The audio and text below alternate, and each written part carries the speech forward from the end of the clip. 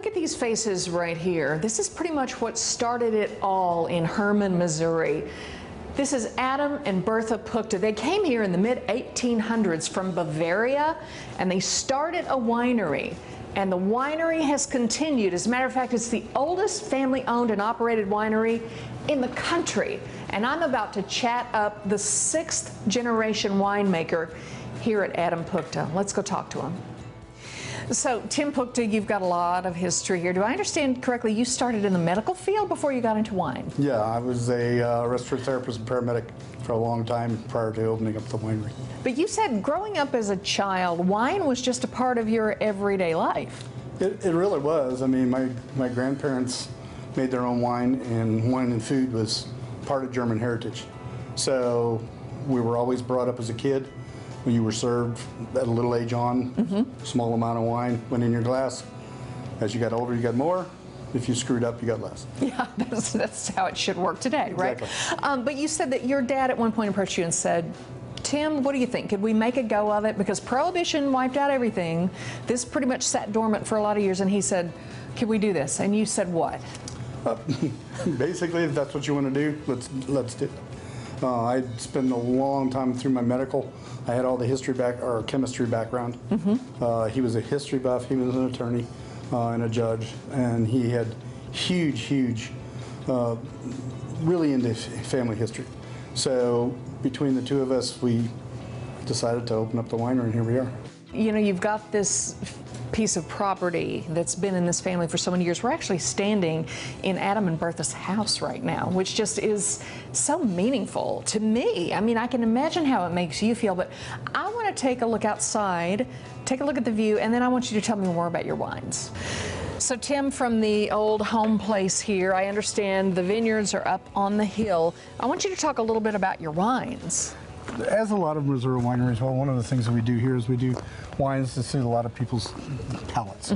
So we make wines from dry reds to sweet reds. We make them from dry whites to sweet whites. Sure. We make ports. We do champagne on occasion, and we do several different styles therein. Our Norton is one of our flagship wines that we do, and we do that in a slightly different style, more of a Syrah Sangiovese style versus the Cab Merlot style that a lot of people want to do. Right, and you say that your Norton pairs well with almost any food. I can't wait to try it. Love the Norton with lamb or duck, or even the cream sauces, the pastas, the white sauce pastas. Because of the acidity of Norton, it doesn't like red sauces because you got acid and acid, but butting their heads against each other. But rich seafood and cream sauces, and then some of your heavier meats, it goes awesome with. Okay, and you also do a rosé. You were one of the first around here to do that. We were one of the first to do rosé. Rosé is probably my favorite style of wine. And I understand you do it really well. And I also just happened to see your tasting bar right over here. The old original press house from the 1800s. All right, let's go taste. Very good. So Tim, I got to be honest, this is the first time I've heard of a special Norton glass. Several years ago, we got together with Riedel to produce a wine glass specifically for the Norton grape. Okay. Several of us winemakers got together with George Riedel, and this glass is the culmination of those sessions. Well, I know a glass can make all the difference in the way that the wine tastes. Absolutely does. Okay, so what am I going to try first here? First, we're going to try our Norton.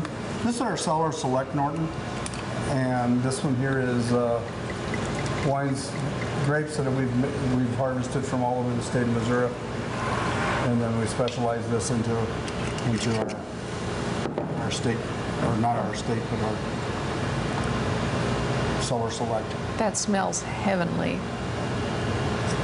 And this glass just permeates those smells, the aromas, and then how it hits your palate makes all the difference in the world. That's delicious, and I think you're right when you say there's a little more spiciness to it, which I love the spice. So I can't wait to try the signature port. The signature port's been one of our mainstays. It's made from our Norton grape. Been extremely popular. We've had great luck in competitions all over the country. Won numerous awards. Just a nicely done port style. A little like what I would call a super ruby, not super hot, a little softer in the alcohol, lots of chocolate, lots of just grapiness and strong berry characteristics. That's delicious. I know you're really proud of this one, and for good reason. And by the way, you can actually stay here on the property. Talk about that. Next door to the winery here, we have 2 guest houses that are set up on the original homestead where my family homesteaded back in 1839.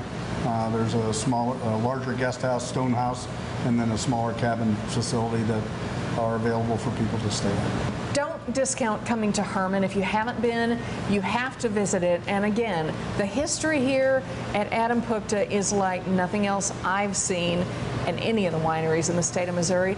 Tim, thank you so much. Thank you for coming out, and made a salute. Beautiful stuff. Salute. Cheers.